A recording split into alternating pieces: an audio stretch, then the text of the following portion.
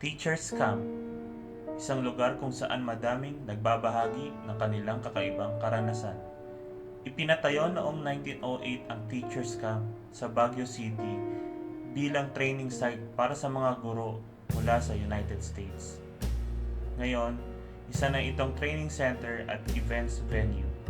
Isa sa madalas na nagpapakita dito ay ang White Lady. Walang nakakaalam kung sino siya o bakit siya naroon. Pero, madalas siyang nakikitang paikot-ikot sa camp. Sunod ay ang pari na pugot ang ulo.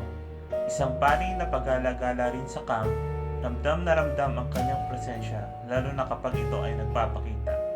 At ang pinaka-nakakatakot sa lahat, ang lovesick Igorot. Ayon sa mga kwento, sinusundan niya ang mga babaeng kanyang nagugustuhan hanggang sa kanilang cabin.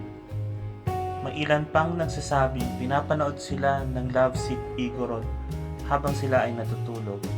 Kaya daw siya ganito, malungkot ang kanyang kaluluwa at ayaw niyang mag-isa. Kaya kapag pupunta kang teacher's camp, mag-ingat ka at baka may sumusunod na sa likuran mo.